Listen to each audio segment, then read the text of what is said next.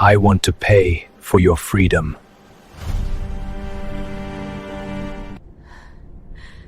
Okay, sir.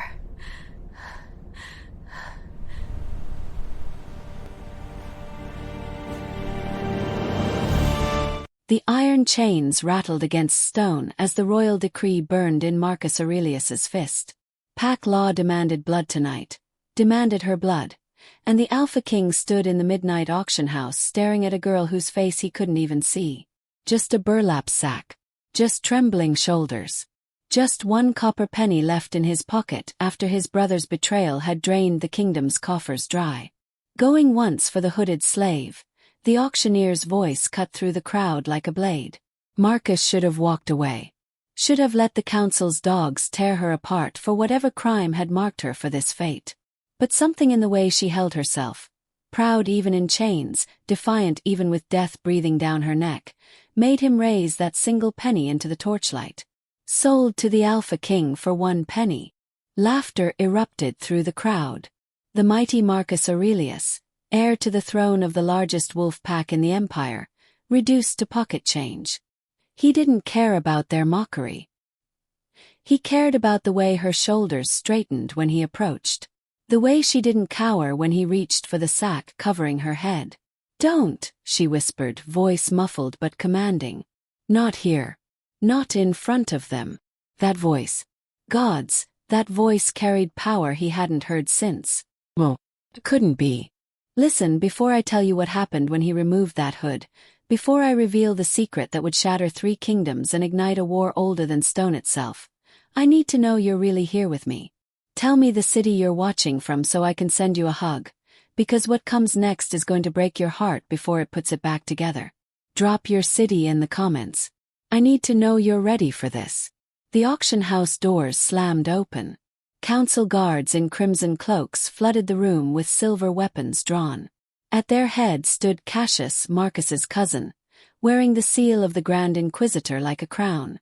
"By council law and blood oath sworn before the moon goddess," Cassius declared, his voice echoing off vaulted ceilings, "that slave is condemned for crimes against the realm. Surrender her, Marcus. Or be named traitor alongside her." Marcus's hand moved to his blade. The crowd pressed backward.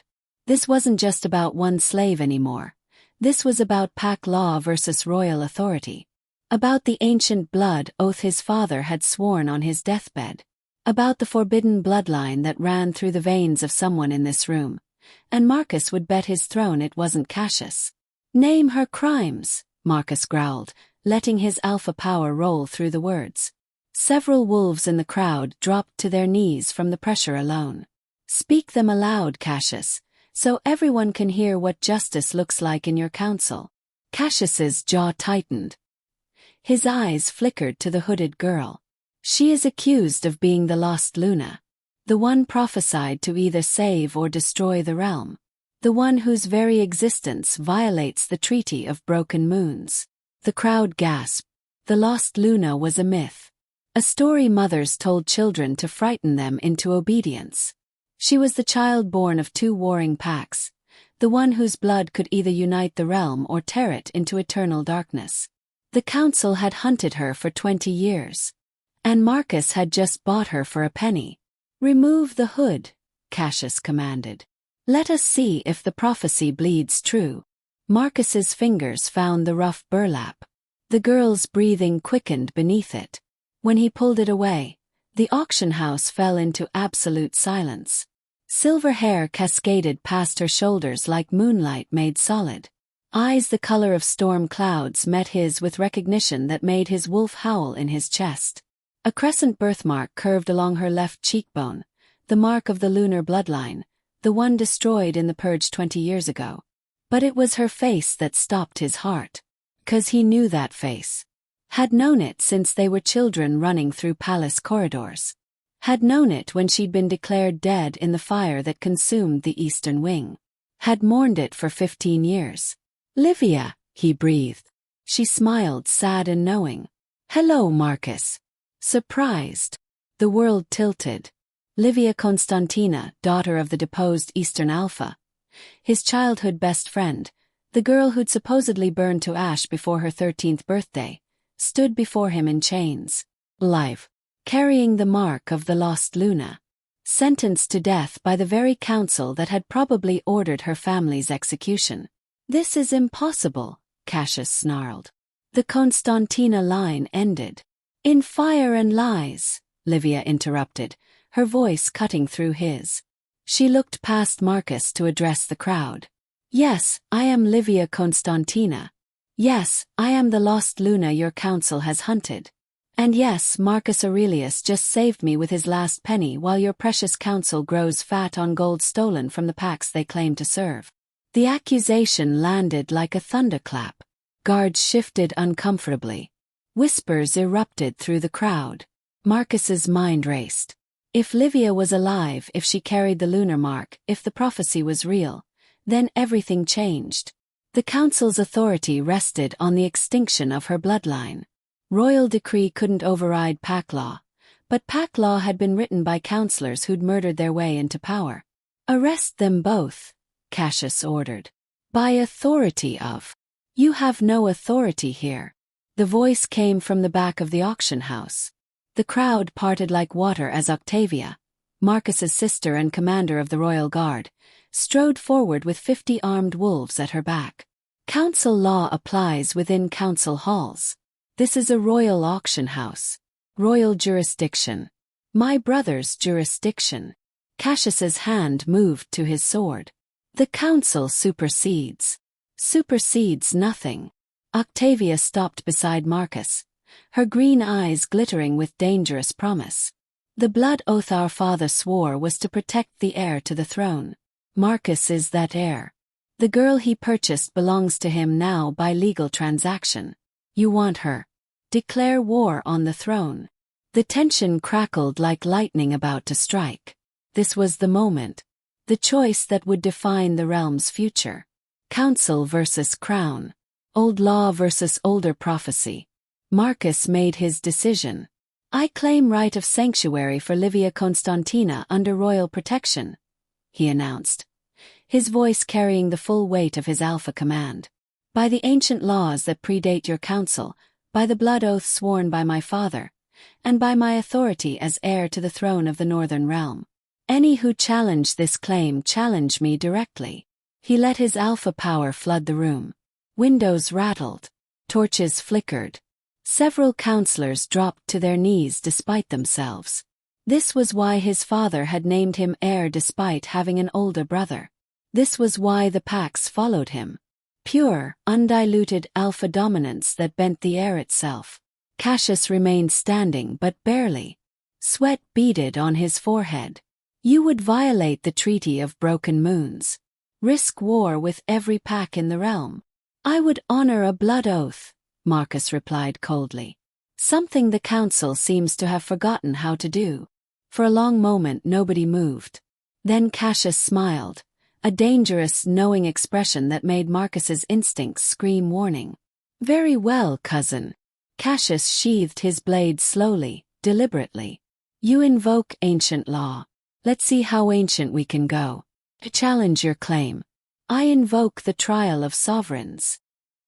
The crowd's gasp was audible this time. The trial of sovereigns hadn't been called in 3 centuries. It was pack law at its most brutal, a challenge that could only be answered in blood, witnessed by all 7 council seats, with the winner taking not just the disputed claim but absolute authority over pack law itself. Marcus's jaw clenched. Clever. So damn clever. Cassius wasn't just challenging for Livia. He was challenging for the throne itself. "You would risk your life for one girl." Cassius pressed, circling slowly. "Or is it that you know the truth? That she's not just the lost Luna, she's your fated mate? The prophecy doesn't just speak of her bloodline, cousin.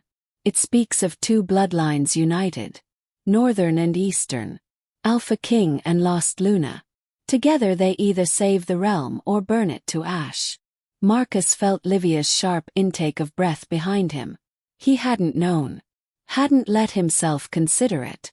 But now, with her standing close enough that he could feel her warmth, sense her power thrumming beneath her skin. His wolf knew. Had always known. Accept the challenge, Livia whispered urgently. It's the only way. They'll kill you the moment I'm in the arena, Marcus replied without turning. Then you'd better win. Her hand found his briefly, palm to palm. The touch sent electricity up his arm. Mate bond recognizing mate bond, destiny clicking into place like a key in a lock. 15 years she'd been gone. 15 years he'd believed her dead. 15 years the realm had been building toward this moment. I accept your challenge, Cassius.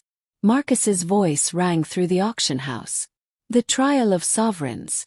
7 days hence in the grand arena. Witnessed by all council seats. Winner takes throne, claim, and authority. Cassius's smile widened. Excellent. Then you have 7 days to prepare for your death, cousin. He turned to his guards. We withdraw for now. Pack law has been invoked. The council will honor it. His eyes found Livia. Enjoy your freedom, lost Luna. It's measured in days now. They left in a swirl of crimson cloaks, but Marcus knew the reprieve was temporary. Cassius had just maneuvered him into the most dangerous position possible. If Marcus lost the trial, Livia would be executed and the council would have absolute power. If he won but the mate bond was revealed publicly, every pack in the realm would either bow to them or declare war. We need to move, Octavia said urgently. The council will regroup. We should. No. Livia's voice cut through the planning. We can't run. Running is what they expect. What they want. She turned to Marcus, and gods. She was beautiful even with chains on her wrists and exhaustion lining her face. You want to know where I've been for 15 years? What I've learned? Who helped me survive? Marcus nodded slowly. Then take me to the throne room.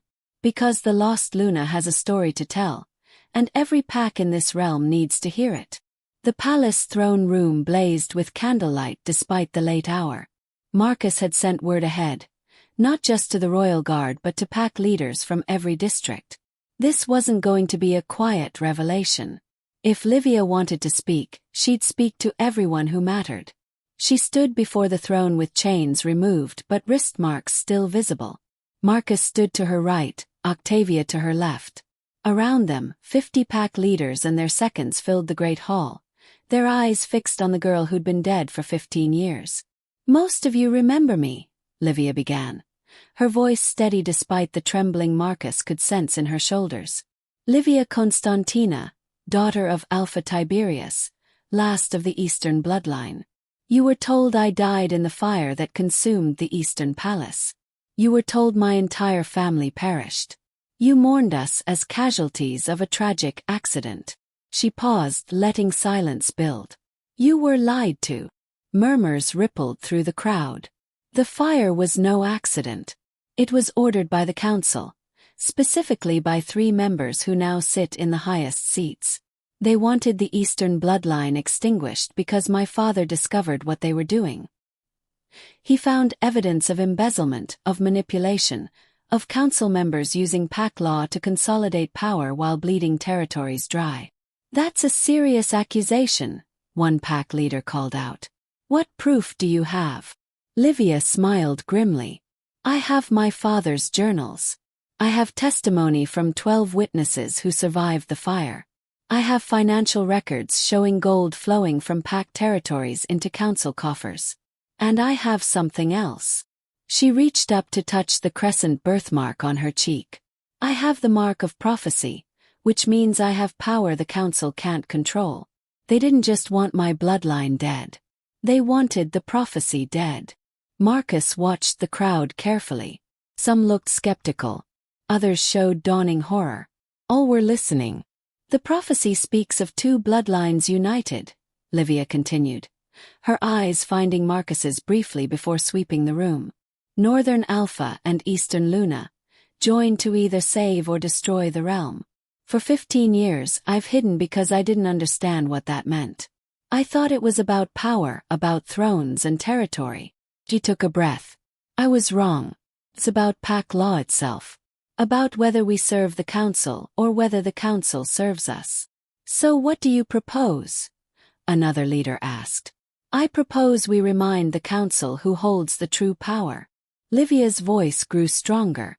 Marcus Aurelius has invoked the trial of sovereigns. In 7 days, he faces Cassius in the arena. But this isn't just about personal challenge anymore. This is about every pack in this realm deciding what future they want. A future where the council decides who lives and dies. Or a future where pack law returns to serving packs. Pretty speech, a gruff voice called from the back. Magnus Corvinus, oldest of the pack leaders, stepped forward. But words don't change power structures.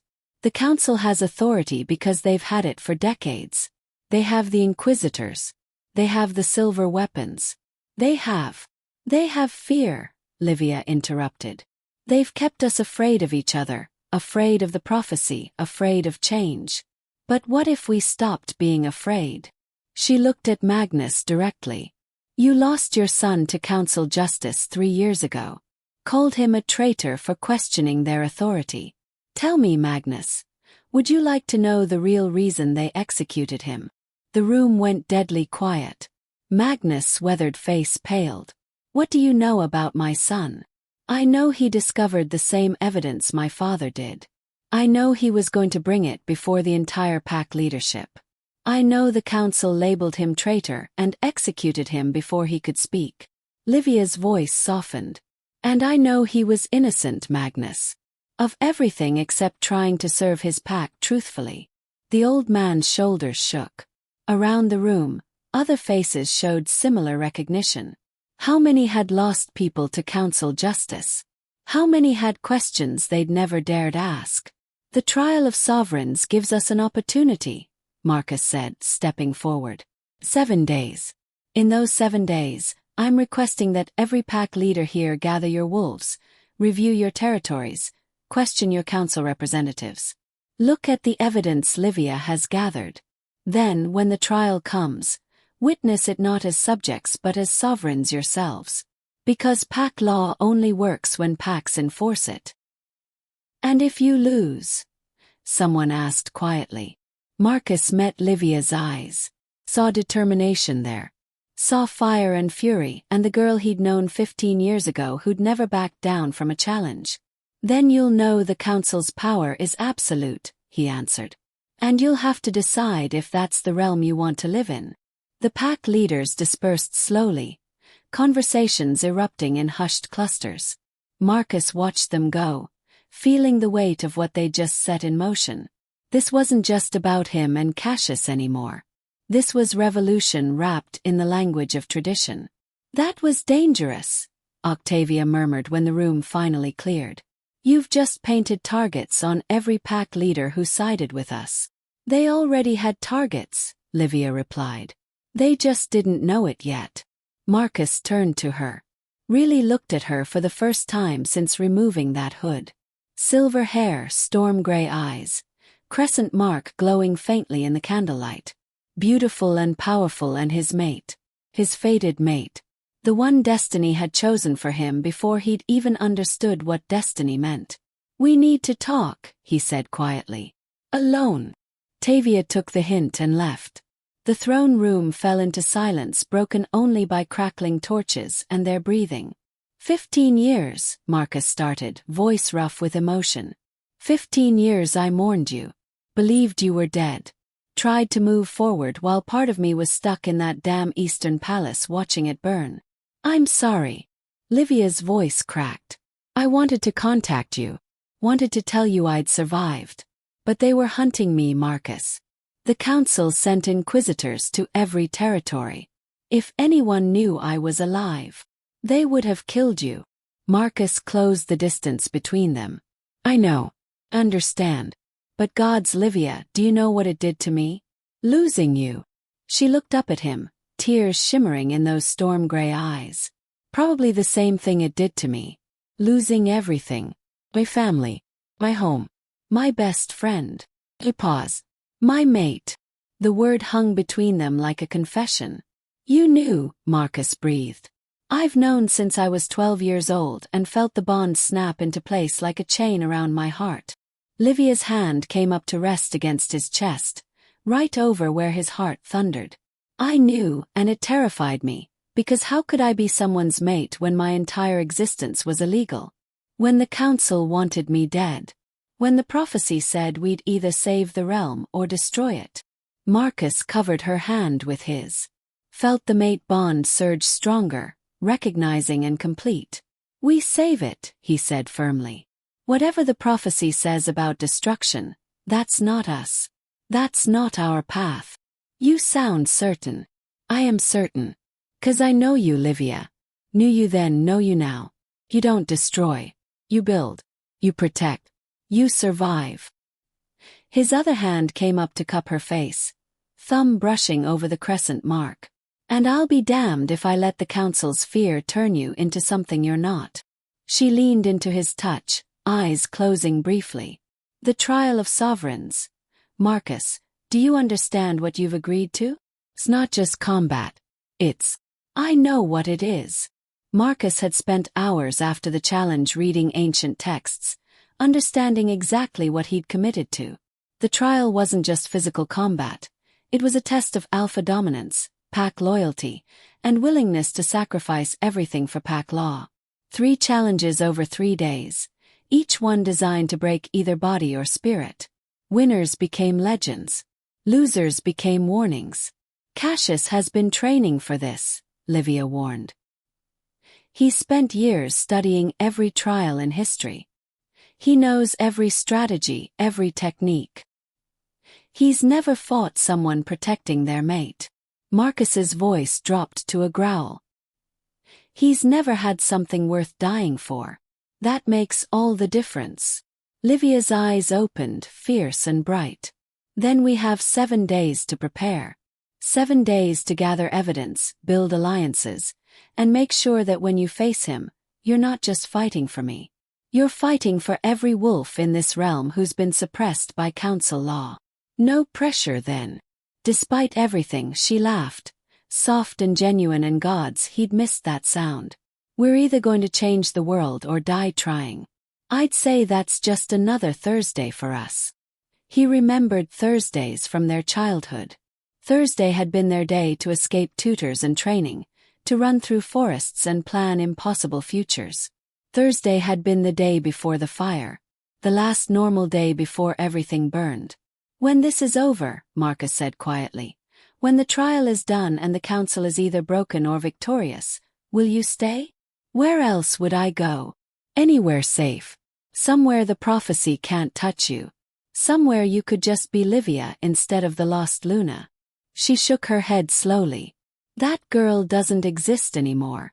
She died in the fire with her family. The person standing here is someone forged in survival and prophecy and 15 years of hiding. But, her hand tightened on his chest. I think she could become someone new. Someone who doesn't run. Someone who stands beside her mate and helps him rebuild a realm that's been broken for too long. The mate bond sang between them, recognizing truth. Marcus had been raised to be Alpha King, trained in combat, strategy, diplomacy. But standing here with Livia, feeling her power match his own, he understood what he'd been missing. Partnership. Someone who challenged him not as subject to ruler but as equal to equal. 7 days, he murmured, leaning down until their foreheads touched. That's all we have. Then let's make them count. The kiss happened like inevitability. Soft at first, then desperate, then consuming. The mate bond exploded between them with recognition and acceptance, and 15 years of longing compressed into one perfect moment. Magic crackled in the air. His alpha power meeting her Luna power, northern bloodline entwining with eastern, the prophecy awakening whether they were ready or not. When they finally broke apart, both breathing hard, the candles in the throne room burned brighter. The stone beneath their feet hummed with energy. The very air tasted like ozone and possibility. So it's true, Livia whispered, looking at her hands where silver light danced across her skin. The mate bond activates the prophecy. Marcus felt it too. Power flooding his veins, sharper instincts, stronger connection to every wolf in his pack. This was what the council feared. 2 bloodlines united meant power they couldn't control, couldn't manipulate, couldn't suppress. Let them fear it, he said roughly. Let them see what happens when they try to break something that was always meant to be whole. But even as he said it, Marcus knew the danger had just multiplied exponentially. The bond was active now. Any wolf with sensitivity could feel it, sense it, recognize what they were to each other. Which meant the council would know by morning. Which meant they had less than 7 days. They had hours before Cassius would act. As if summoning the thought, Octavia burst back into the throne room, face urgent. We have a problem. Council inquisitors are sealing the palace entrances. Cassius has invoked emergency pack protocol. He's claiming you've been compromised by forbidden magic. Convenient, Livia muttered darkly. What's emergency pack protocol? Marcus demanded. It allows the council to bypass royal authority if the alpha heir is deemed unfit to rule. Octavia's green eyes flashed with fury. Basically, Cassius is attempting a legal coup. He's arguing that the mate bond with Livia makes you compromised, that the prophecy is activating and threatens the realm, and that the council must act immediately to prevent catastrophe. Marcus's jaw clenched. How long do we have? Maybe 2 hours before they breach the inner palace. After that, they'll arrest both of you under council authority. The trial of sovereigns will be declared void because you'll be a prisoner, not a challenger. 2 hours. Not 7 days. Not even 1 day. 2 hours to prevent everything they'd planned from collapsing. Livia stepped forward, power still shimmering across her skin. Then we don't wait for them to come to us. We go to them. That's suicide, Octavia protested. It's strategy. Livia's eyes gleamed with dangerous intelligence. Cassius thinks he's trapped us. He thinks we'll either try to flee and look guilty or we'll hide and look weak. So we do neither. We walk out those doors through his inquisitors, straight into council chambers, and we challenge them where it counts, in front of witnesses and pack law itself. Marcus understood immediately. We force the trial to start early. Tonight. Before they can arrest us. Exactly. Pack law says once a trial of sovereigns begins, it cannot be stopped or interrupted by any authority. Not council, not crown, not gods themselves. We start it now, and Cassius has to either fight or forfeit. He'll never forfeit, Octavia said. Livia smiled, sharp and dangerous. Then he'll fight unprepared. And we'll show every pack in this realm what happens when the council tries to suppress what was always meant to rise. The grand arena sat in the heart of the capital, a massive stone structure that had witnessed 3 centuries of pack justice. Tonight, torches burned along its walls despite the late hour. Word had spread. Somehow, impossibly fast, word had spread that the Alpha King and the Lost Luna were coming. Marcus walked through the arena entrance with Livia at his side and Octavia at his back. Around them, hundreds of wolves gathered, pack leaders and their warriors, common wolves from every district, even council members looking nervous and uncertain. At the center of the arena stood Cassius with 12 inquisitors flanking him. He'd expected them to run. Expected them to give him justification to hunt them. Instead, they'd done the one thing he couldn't predict. They'd shown up. Marcus Aurelius, Cassius called out, voice echoing across stone. You walk freely despite council orders to. I invoke the trial of sovereigns. Marcus's voice cut through like a blade. Right here. Right now. Witnessed by every pack present. You challenged my claim 7 days hence, but pack law allows the challenge to choose the timing. I choose now. Cassius's face went pale. That's not, you can't. I can and I am. Marcus stepped forward into the center of the arena. Pack law is clear. The trial of sovereigns supersedes all other authority once formally begun. I formally begin it. 3 challenges over 3 nights. First challenge tonight. Second tomorrow night. Third the night after. Winner claims throne, challenged claim, and authority over pack law itself. The council hasn't assembled all 7 seats. 4 seats are present. Livia pointed to where 4 council members sat in the observation gallery, looking between Marcus and Cassius with calculation in their eyes. Pack law requires minimum 3 seats as witness. We have 4. The trial is valid. She was right, and Cassius knew it. Marcus could see the moment his cousin realized he'd been outmaneuvered. Either fight now, unprepared and off balance, or forfeit everything in front of hundreds of witnesses. Fine. Cassius's hand moved to his blade. But know this, Marcus, I won't show mercy.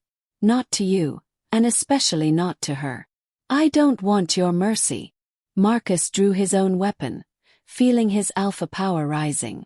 I want your defeat. The first challenge in a trial of sovereigns was always the same. Single combat, no rules, fight until one yielded or died. Simple in concept, brutal in execution. They circled each other as the crowd pressed closer, forming a ring of bodies and anticipation.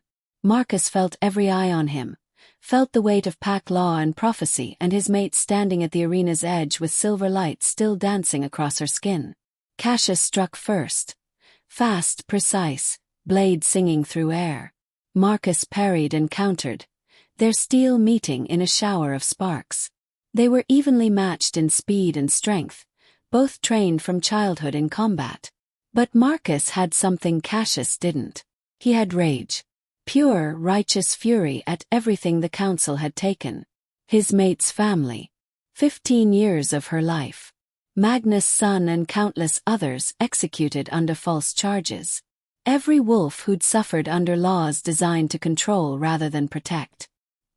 He channeled that rage into every strike, every parry, every step forward. Cassius gave ground, defending now instead of attacking. Sweat gleamed on his brow.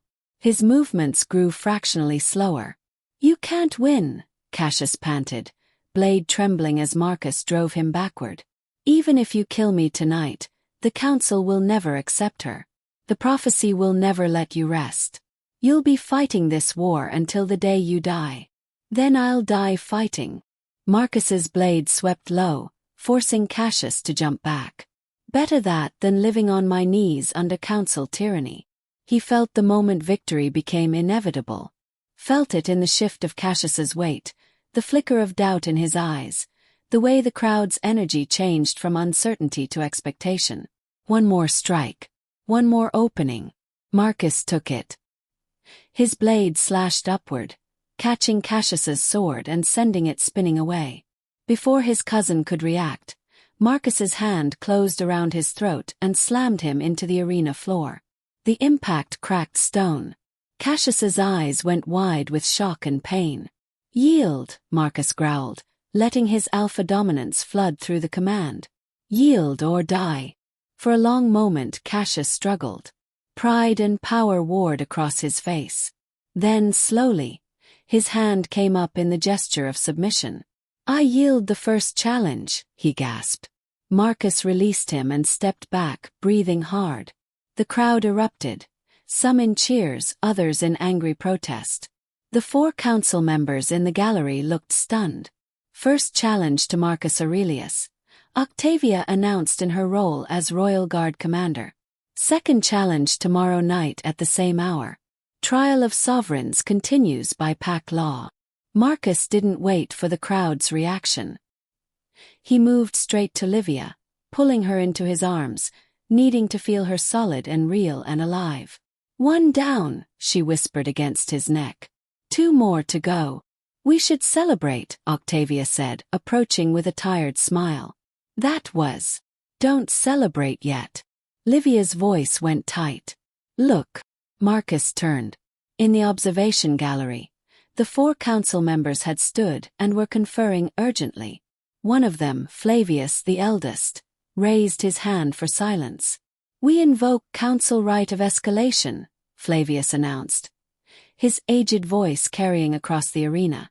By power granted under the emergency pack protocol still in effect, we accelerate the trial schedule. Second challenge begins in 1 hour. Third challenge 2 hours after that. All 3 challenges concluded before dawn. Shock rippled through Marcus. Council right of escalation was real. It existed in pack law, but it was meant for genuine emergencies, not political maneuvering. That's illegal, Octavia protested. The challenged needs time to recover between. Pack law allows it when emergency protocol is active, Flavius interrupted coldly. The council has voted. The trial continues in 1 hour. His eyes found Marcus. Unless the challenged wishes to forfeit. Marcus looked at Livia. Saw fear in her eyes but also determination. 1 hour wasn't enough time to rest, to recover, to prepare for the second challenge. Trial of Pack Bond, where challengers proved their connection to the wolves they claimed to lead. It required mental clarity and full strength. Cassius would be as exhausted as Marcus, but Cassius had been expecting 7 days. He'd been training for months, building endurance specifically for this. Marcus had just spent 15 minutes in brutal combat with no preparation. We accept the acceleration, Marcus said clearly. 1 hour for the second challenge. 'Cause really, what choice did he have? Forfeit meant death for Livia and absolute council power. Fight meant a chance, slim but real, of victory. 1 hour, Livia repeated quietly as they left the arena floor. We need a strategy. They found a private chamber beneath the arena where competitors traditionally prepared. Octavia posted guards at the door while Marcus collapsed onto a bench, feeling every bruise and cut from the first challenge. Livia knelt beside him, her hands glowing faintly silver as she touched his injuries. Her Luna power, awakened by their mate bond, had healing properties. The cuts closed. The bruises faded. The exhaustion remained but became manageable. Thank you, he murmured. Save your gratitude for when we survive this. But her voice was gentle. The trial of Pack Bond. Marcus, do you understand what they're going to do? Test my connection to the pack. Measure whether wolves follow me out of genuine loyalty or just fear of my alpha power. More than that. Livia's expression grew serious. They're going to question every wolf present about your leadership. Ask them to testify about decisions you've made, actions you've taken. They're going to paint you as unfit to rule, compromised by me, by the mate bond, by the prophecy. Marcus's jaw clenched. Let them try. I've served my pack faithfully. Made hard decisions, yes, but always for the realm's benefit. I know that. You know that. But will they? Livia gestured vaguely toward the arena.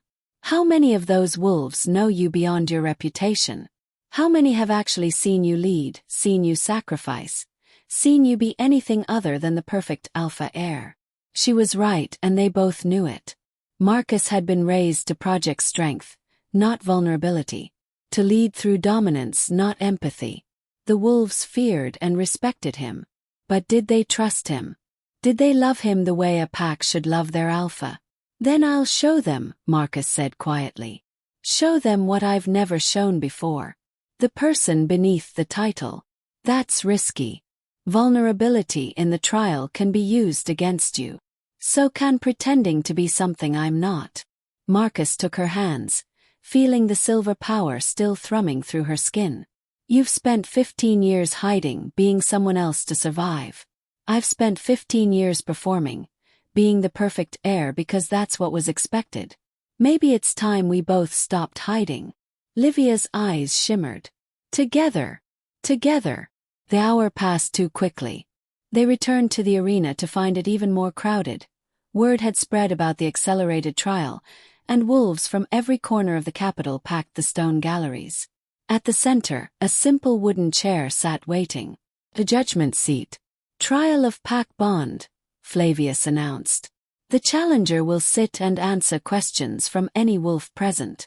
Lies will be detected by council magic.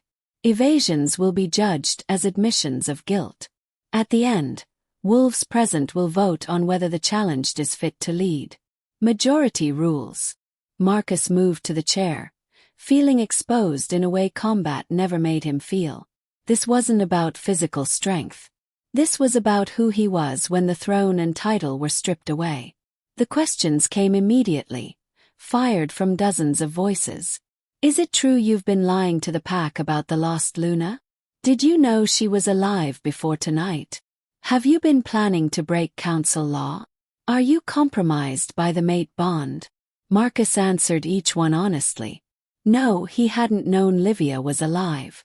Yes, he'd felt the mate bond the moment he'd removed her hood. No, he hadn't planned to break council law. He'd planned to challenge laws he believed were unjust. But then Magnus Corvinus stood, and the arena fell silent. The old man's voice carried weight that centuries of life had earned. Marcus Aurelius, you claim to serve your pack faithfully. Yet 3 years ago when my son was arrested by the council, you said nothing, did nothing. Let them execute him despite your authority as Alpha heir. Magnus' voice cracked. Tell me, if you truly serve your pack, why did you let my boy die? The question hit like a physical blow. Marcus had known this was coming. Had known it from the moment Magnus had listened to Livia's revelation in the throne room. But knowing and being ready were different things. I let him die, Marcus said quietly, because I was afraid. Murmurs rippled through the crowd. Not afraid for myself, he continued. Afraid of what challenging the council would mean.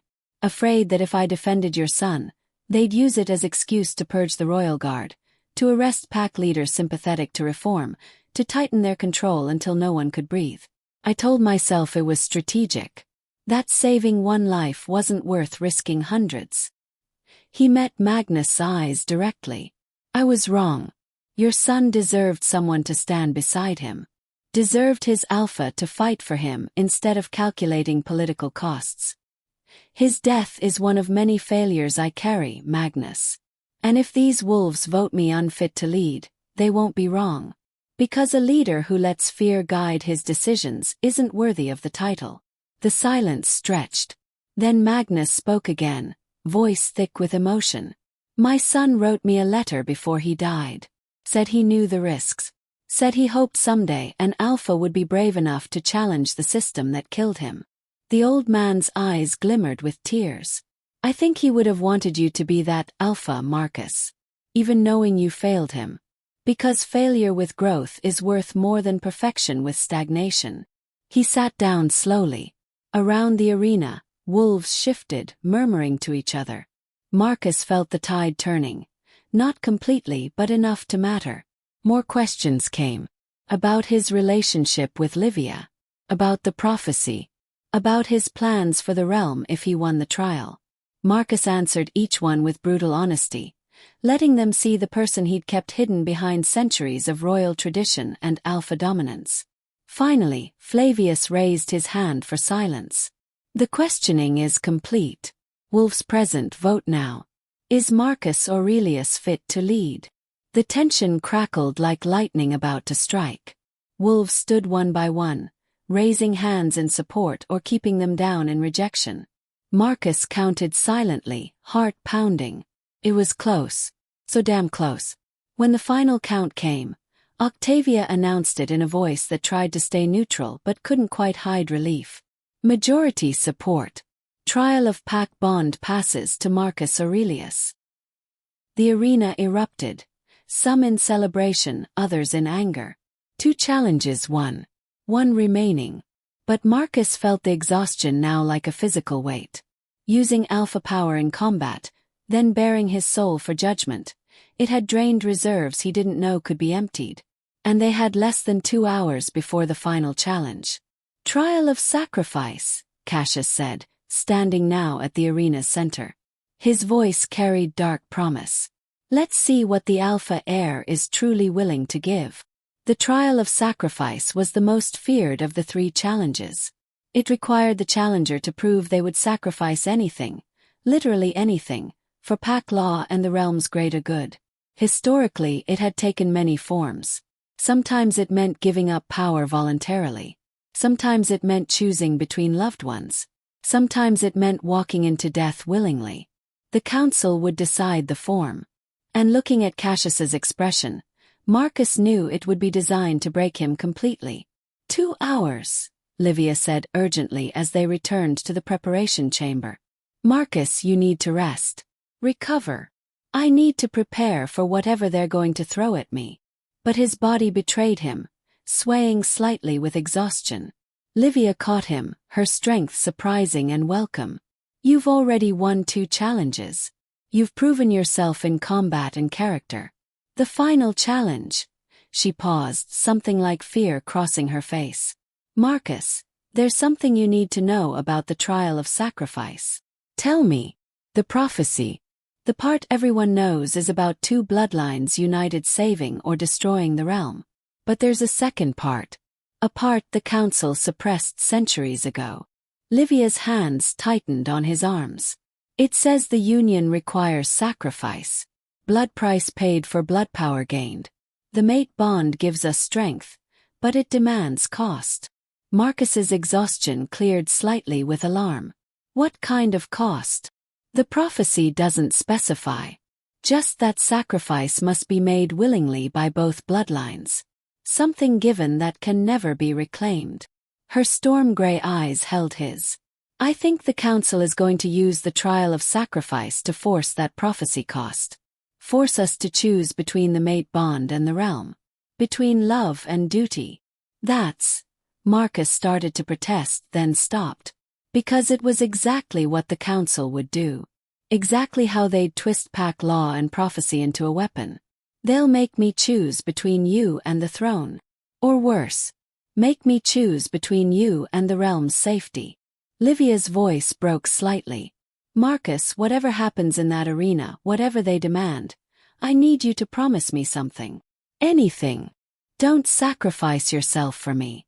The realm needs its Alpha more than it needs a lost Luna who spent 15 years running. If it comes down to choice. No. The word came out as Alpha command, making the air pressure shift. We don't make that choice. We find another way. What if there isn't another way? Then we create one. Marcus pulled her close, breathing in her scent.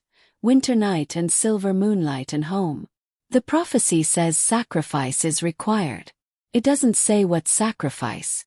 Doesn't say who decides. We're going to walk into that arena. And we're going to show the council what happens when two bloodlines refuse to play by their rules. That's not a strategy.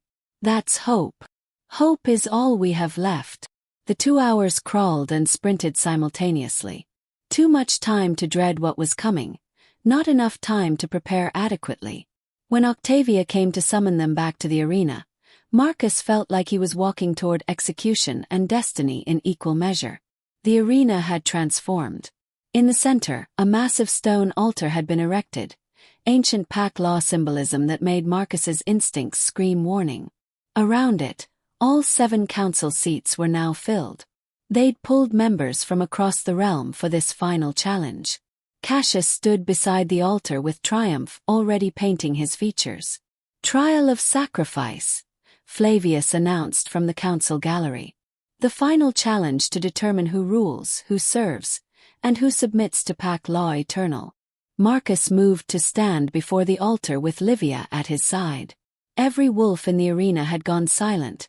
Thousands of them pressed into galleries and standing room, all holding their breath. The prophecy speaks of 2 bloodlines, Flavius continued. Northern Alpha and Eastern Luna, united in mate bond, carrying power that could save or destroy the realm. His aged eyes glittered with cold calculation. Pack law requires proof of worthiness before such power can be recognized. Proof of sacrifice. Proof that the realm comes before personal desire. Here comes, Marcus thought. Marcus Aurelius, you will choose. Flavius gestured to the altar where 2 objects now sat. A silver crown representing the throne, and a simple iron collar representing enslavement. Take the crown and renounce the mate bond. Reject Livia Constantina publicly. Surrender her to council justice. And rule alone as Alpha King. The prophecy will remain dormant. The realm will remain stable. Pack law will be preserved. The crowd gasped. Even knowing this was coming, the brutality of it struck like a blow. Or, Flavius continued, take the collar. Surrender your throne and authority. Accept enslavement alongside Livia under council law. The mate bond will be preserved, but your power to challenge the council ends forever. That's not sacrifice, Livia said, voice shaking with fury. That's extortion. That's pack law. Cassius smiled coldly. Love or duty, lost Luna. Let's see which your mate chooses. Marcus looked at the crown, looked at the collar, looked at Livia standing beside him with silver light dancing across her skin and prophecy burning in her blood. Then he looked at the 7 council members. Cassius, at the thousands of wolves watching. And he understood. They'd designed this challenge to be unwinnable. Crown or collar, either choice betrayed something fundamental. The council would win no matter what he chose. They'd broken the prophecy and preserved their power simultaneously. Unless he refused to choose. No, Marcus said simply. Silence crashed across the arena. Refusal to choose constitutes forfeit, Flavius said sharply. You lose the trial. The council. I'm not refusing the trial. Marcus stepped forward. His alpha power flooding the arena with pressure that made several council members flinch. I'm refusing your false choice. You've twisted pack law and prophecy into chains. Made sacrifice mean submission. Made duty mean betrayal. That's not what the trial of sacrifice requires. You don't get to redefine pack law. Watch me. Marcus moved to the altar. But instead of taking crown or collar, he drew his blade and cut his palm, letting blood drip onto the ancient stone. The prophecy requires blood price paid willingly by both bloodlines. Fine. I offer mine. Livia's eyes widened with understanding. She moved to his side and made the same cut, her blood glowing faintly silver, mixing with his on the altar. We sacrifice our certainty, Marcus announced. Our safety. Our ability to walk away from this fight. We bind ourselves not to throne or collar but to each other and to every wolf in this realm who suffered under unjust law. That's the sacrifice. Not submission but commitment. The altar began to glow where their blood met. Ancient magic, older than council, older than current pack law, recognized what they offered. The mate bond flared brilliant silver, no longer hidden but blazing for everyone to see. This is forbidden, Flavius started, but his voice was drowned out by the sound of stone cracking. The altar split down the center. From the crack, light poured upward. Silver and gold entwined, northern and eastern bloodlines merging into something new. The prophecy wasn't just activating. It was rewriting itself. Marcus felt power flood through him. Not just alpha dominance but something older, deeper. Luna power twining with alpha authority. Eastern magic meeting northern strength. He was still himself but more, connected to every wolf in ways that transcended traditional pack bonds. And Livia. Gods, Livia burned like the moon itself. The crescent mark on her cheek glowed bright enough to cast shadows. Her silver hair lifted in a wind that came from nowhere, and when she spoke, her voice carried harmonics that made the air itself shiver. The prophecy is fulfilled, she announced. Not through destruction but transformation. Not through submission but choice.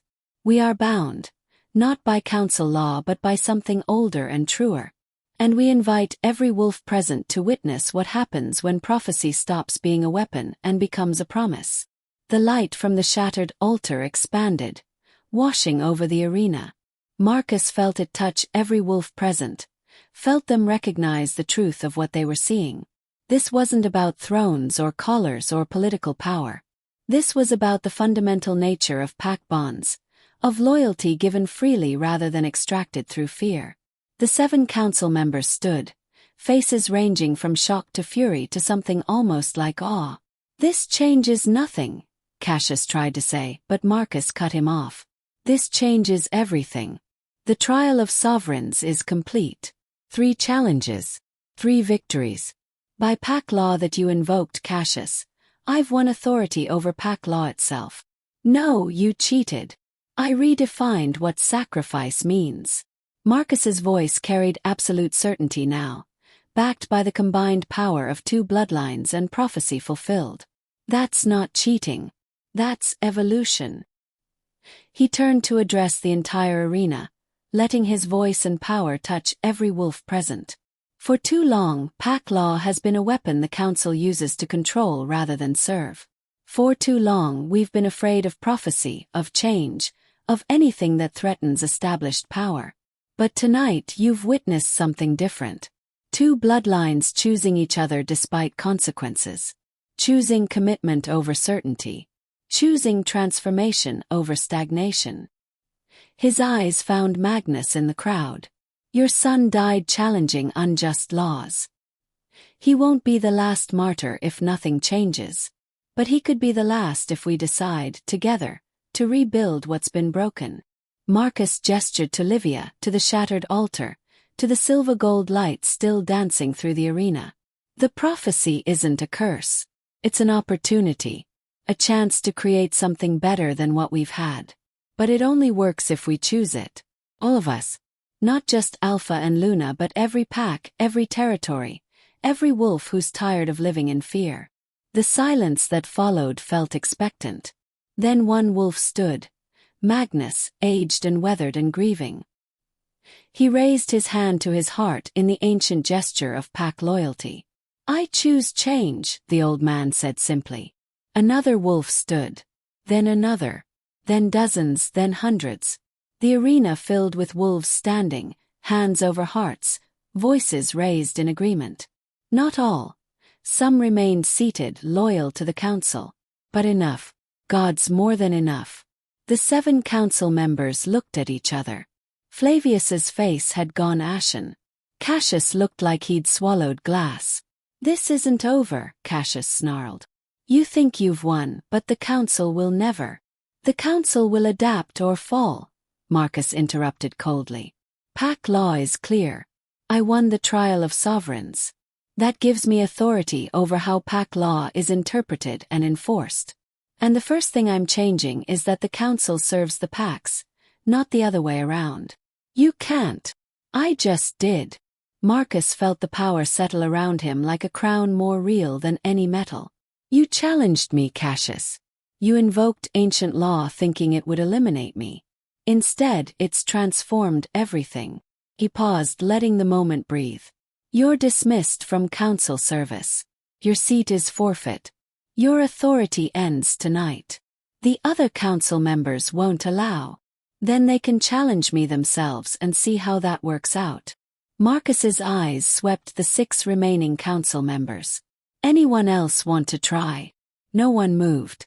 The prophecy's power still shimmered through the arena, making crystal clear what opposition would face. Eventually, Flavius inclined his head slightly. Not surrender but acknowledgement of new reality. The council recognizes the trial's outcome, the old man said carefully.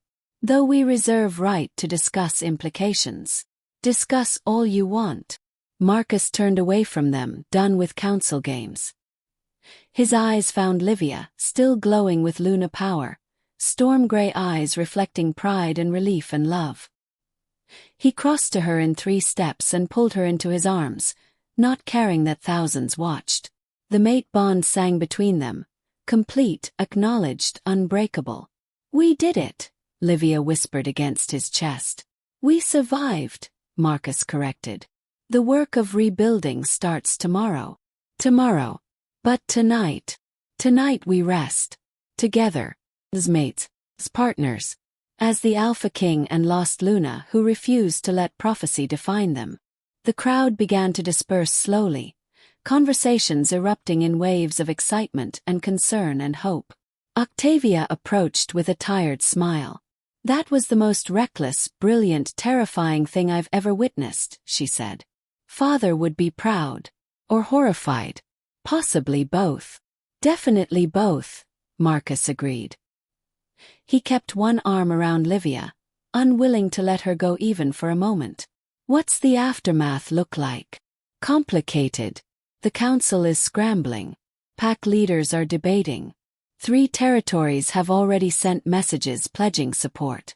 2 have threatened secession if you implement reforms too quickly. Tavia shrugged. So, typical Tuesday. It's Thursday, Livia reminded her. Is it? I've lost track of time. Marcus understood the feeling. Everything since the auction house felt compressed and elongated simultaneously. Days of events happening in hours, decisions that should have taken weeks made in heartbeats. Get some rest, Octavia, he said gently. Tomorrow starts the real work, and I need my sister sharp. She saluted mockingly and departed. Around them, the arena continued emptying. Soon it was just Marcus and Livia standing beside the shattered altar, silver gold light fading slowly back into stone. Marcus. Livia's voice was soft, uncertain in a way he'd rarely heard from her. What we did tonight, binding ourselves with blood and prophecy, do you understand what that means? Tell me. It means we're connected now on a level that goes beyond normal mate bonds. Your power is mine. Mine is yours. We'll feel each other's emotions, share each other's strengths, experience each other's pain. She pulled back to look up at him. There's no privacy anymore. No separation. For the rest of our lives we're together, Marcus finished. Completely and irrevocably together. I know, Livia. I felt it the moment our blood touched the altar. Felt you in my mind like you've always belonged there. And that doesn't frighten you. Terrifies me, he admitted honestly. I've spent my entire life maintaining control, keeping parts of myself locked away where no one could see weakness or doubt or fear. Now you have access to all of it. Every insecurity, every failure, every moment I'm not the perfect alpha everyone expects. I already knew most of that, Livia said gently. I knew you when we were children, before the throne and title taught you to hide, before responsibility taught you to perform instead of feel. Her hand came up to cup his face. And I loved you then. Love you now. Love you more for your imperfections than despite them. The mate bond pulsed warm and certain between them, her truth echoing through it. 15 years, Marcus murmured, leaning into her touch. We lost 15 years to counsel fear and prophecy. I'm not losing any more time. Tomorrow we'll worry about reforms and territories and political complications. But tonight we're just Marcus and Livia. She smiled, and gods, that smile lit up the darkest corners of his soul. The boy and girl who used to escape tutors and run through forests planning impossible futures. Our future is impossible, he pointed out. Then we'll make it possible. Together. They left the arena hand in hand, walking through corridors that led back to the palace. Guards saluted as they passed. Servants bowed. News of the trial's outcome had already spread through the capital like wildfire. But Marcus barely noticed any of it. His attention was entirely on the woman beside him, silver-haired and prophecy-marked, and his mate, Luna, his partner in transforming a realm that desperately needed transformation. The royal chambers felt different with Livia's presence filling them. The space he'd occupied alone for years suddenly felt complete with her moving through it, examining tapestries and books and weapons with curiosity. I used to imagine what these rooms looked like, she admitted, running fingers over ancient texts. When I was hiding, surviving day to day, I'd remember the palace and wonder if you still slept in the same bed, if you still kept weapons beside your door, if you still missed you. Marcus came up behind her, arms sliding around her waist. Every single day. You were the ghost that haunted these rooms long before tonight. She leaned back against him. And now you're real, solid, mine. He pressed his lips to her neck, feeling her pulse jump. Now these rooms are ours. They made love slowly, carefully, learning each other's bodies with the same intensity they'd learned each other's power. The mate bond amplified everything. Every touch, every breath, every moment of connection building toward something that felt like the prophecy itself rewriting their souls.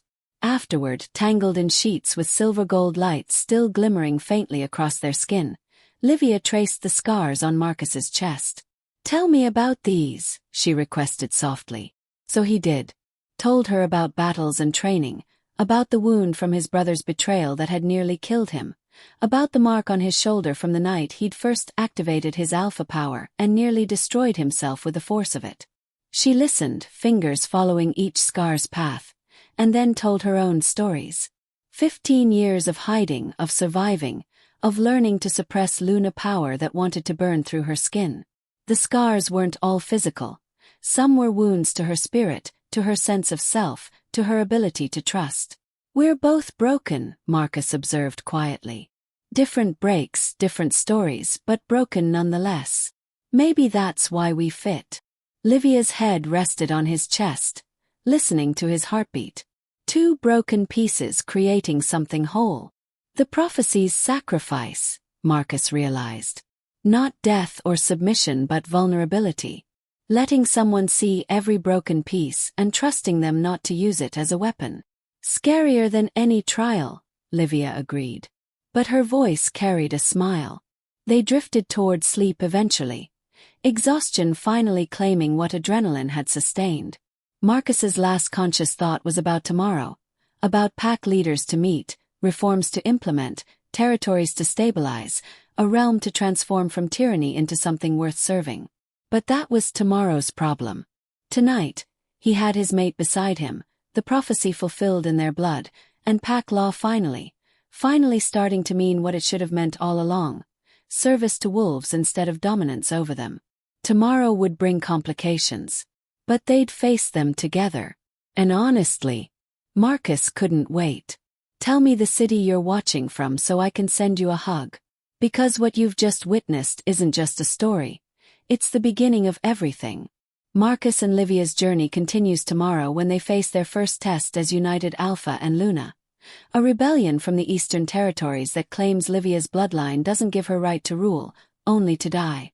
And when 3 council members arrive demanding Marcus's abdication or the mate bond's annulment, the couple will discover that surviving the trial of sovereigns was only the first battle. Some prophecies you fulfill, others you survive. Marcus and Livia